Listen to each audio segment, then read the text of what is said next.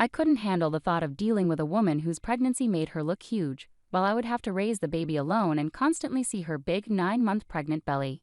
He looked at me with disdain and had a smirk on his face, as if he was expecting this situation. Even though I knew this would happen, I quickly went to my room and came back with some divorce papers. I showed them to Anton without hesitation. He looked shocked and asked, "What's this all of a sudden?" "Well, it was your idea. Just sign it quickly. I'll submit it tomorrow," I said. His face turned red from embarrassment and anger at my words. "Watch carefully. I'll make you regret how you've treated and looked down on me," I warned him. "My name is Helen. I'm 26 years old and a housewife. 2 years ago, I used to work for a mobile company. I met Anton, my boss, when I was 24. We quickly fell in love and got married. Anton, who is 3 years older than me, was very reliable, especially when he was teaching me at work. I was really thankful for his clear guidance. We became good friends and often went out to dinner.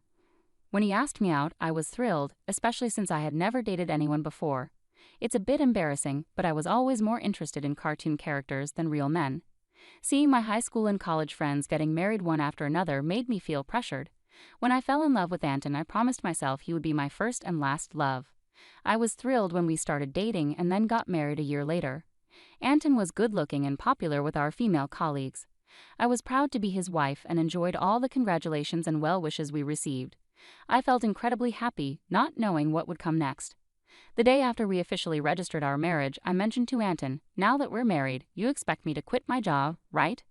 Anton surprised me with his response. "I've always wanted my wife to focus only on home matters. Don't worry, I can support us with my income," he said. "But this is so sudden. You never told me this before," I replied. Anton had never mentioned wanting me to quit my job before we got married. I had taken the job based on my father's advice, and quitting without notice didn't feel right. I wanted to explain, but Anton's silent gaze made me stop talking. "I should have told you earlier, but it's too late now. Starting tomorrow, you don't need to go to work. I'll take care of the handover," Anton said. The news that I had to start staying home from work the next day hit me so suddenly that I felt dizzy. But Anton's decision was final, and since he had been my boss, I couldn't argue. Even though I had to leave my job without a proper goodbye, I was committed to making our marriage work. I focused on household tasks and tried hard to meet Anton's expectations. I cooked meals, especially his favorites, hoping for some recognition. Even though Anton never commented on the food, I longed for a bit of appreciation, especially after giving up my job and losing my previous recognition. One day I asked Anton, "Is my jacket clean? I have an important meeting tomorrow." "Yes, of course," he replied, showing his old-fashioned and commanding side. I reminded myself how lucky I was to be married to him and tried to meet his expectations. Without a personal income, I relied on Anton for everything. Our relationship often felt more like a boss and an employee than a husband and wife, but overall, our married life was relatively smooth. One day I fell ill and couldn't get out of bed. Feeling too weak to do housework, I planned to catch up on it the next day. Anton came into the room and, looking angry, demanded, "What are you doing? Get up and make some food," while kicking the blanket off me. I explained, "I'm sorry, I'm not feeling well." Instead of understanding, Anton scowled and said, "You don't work, and you're lying down just because you're a bit sick." Pathetic. I was shocked that he would insist on chores even when I was sick. I never expected him to be like this before we got married. Maybe I should have noticed, but it was too much. I ended up doing the chores while crying. A few days later, I realized I had missed my period and felt a rush of panic. I went to the drugstore and bought a pregnancy test, which turned out to be positive. Overjoyed, I cried tears of happiness and decided to tell Anton as soon as he came home from work. That night, Anton came home after midnight, smelling strongly of alcohol and staggering as he walked. I was surprised at how drunk he was, especially since he hadn't warned me.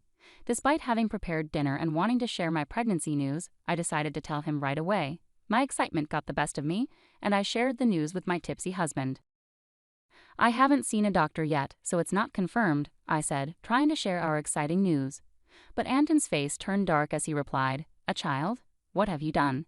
His tone was colder and more severe than I had ever heard. "I don't want a child. This is the worst. If you're going to have it, you'll have to take care of it yourself."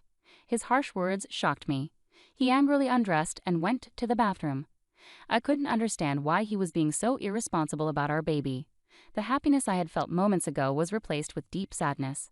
He had never said he didn't want children before.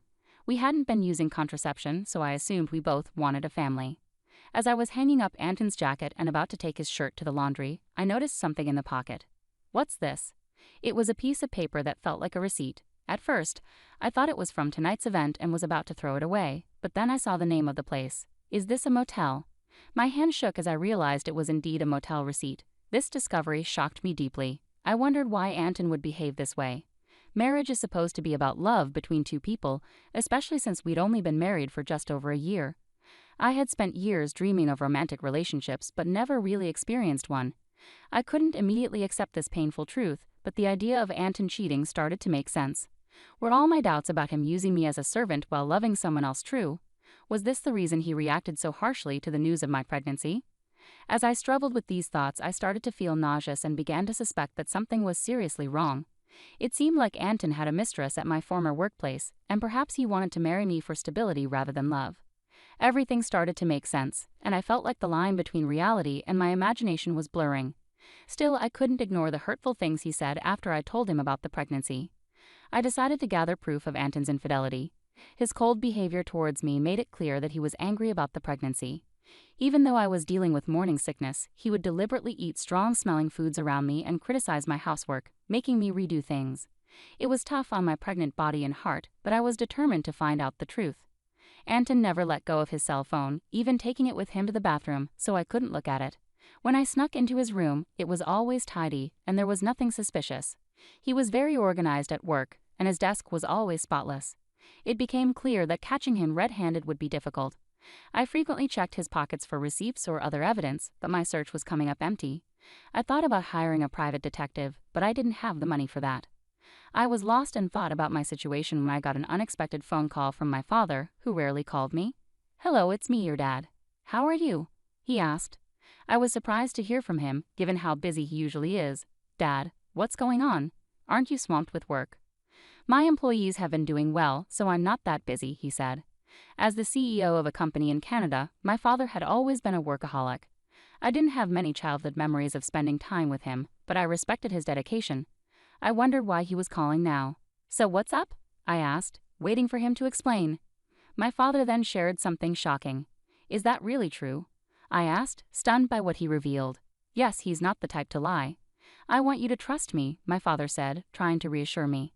At first, I was in shock and couldn't respond, but as I processed the information, I felt a sense of relief. "Thank you, Dad. I'll do my best," I said gratefully before ending the call. My investigation was finally showing results, and I felt a mix of relief and anger because of the ongoing tension with Anton. Despite being pregnant, Anton remained distant, which only deepened my resentment towards him. Months went by, and our relationship stayed strained. Then something happened that shattered our life. As I approached my 9th month of pregnancy, I lived in constant fear around Anton, trying to avoid him and leading a quiet, restricted life. One evening, while serving dinner as usual, Anton came home, and we sat at the dining table. As I ate silently, Anton suddenly slammed his fork down. "What is this? It's tasteless," Anton yelled, throwing the food I had cooked onto the floor. I was shocked by his outburst and struggled to understand what was happening. My frustration grew as I saw my meal discarded. Anton complained that my cooking had been bland recently, but I had been using less seasoning to make the meals healthier for everyone during my pregnancy.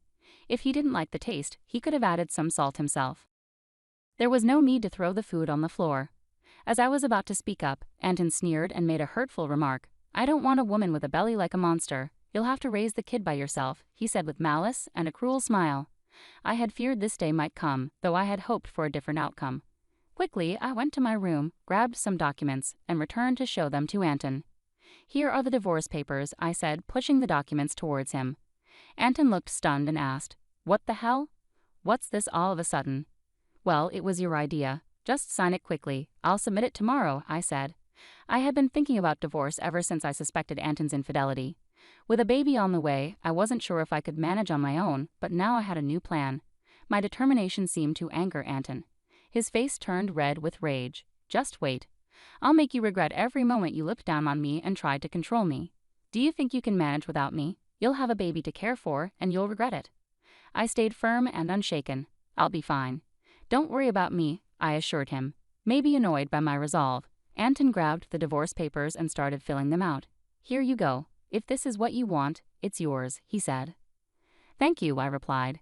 Anton probably didn't think I would actually go through with it, as he handed the papers over without much fuss. The next day, I submitted the divorce papers and left the house. I knew he'd be surprised when he came home from work to find out. After that, I moved to my parents' home.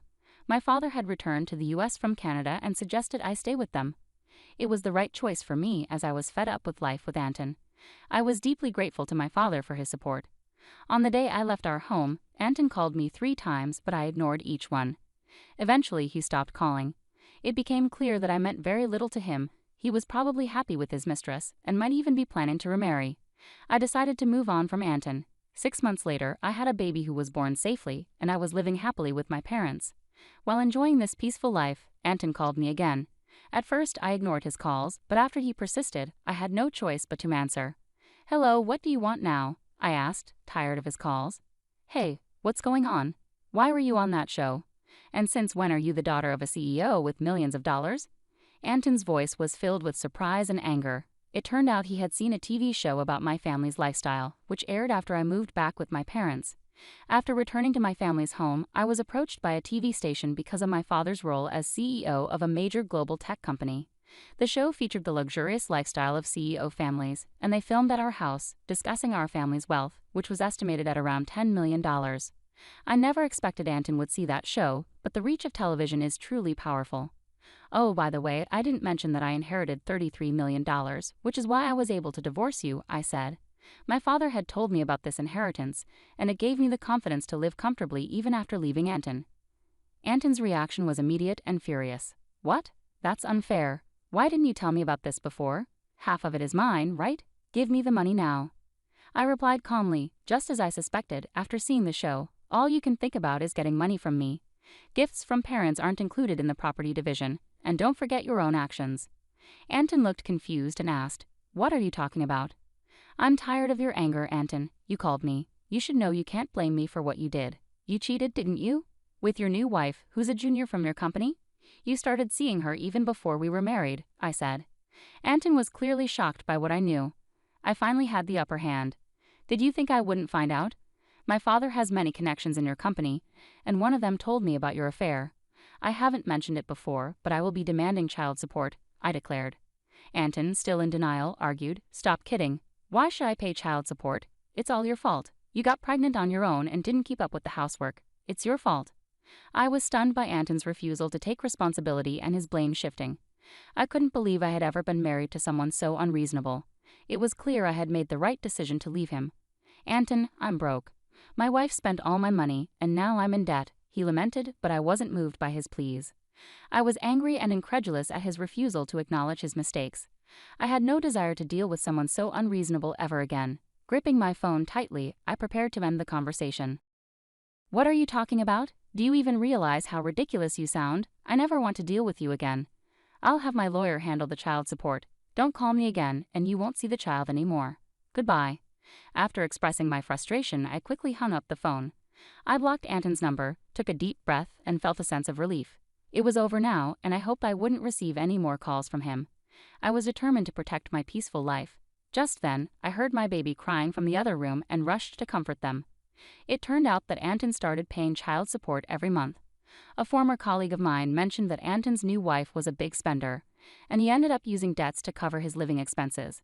It seemed Anton had hoped to get a share of my inheritance by reaching out to me, but since he didn't get any money from me, he was now facing more expenses than his income could handle. He struggled, possibly because things were going poorly or because he couldn't stand being looked down upon by his colleagues. Adding to his troubles, he only started searching for a new job after leaving his previous one, which led him to financial difficulties. Hearing this didn't make me feel sorry for him. I felt he deserved the hardships he was facing. The harsh words and cold behavior he showed me were unforgettable, and I hoped he got what he deserved. Meanwhile, I'm enjoying life with my parents and my baby. With no financial worries, I'm excited about the future, especially since my father mentioned passing the company on to me. I'm ready to work hard, just like my dedicated father.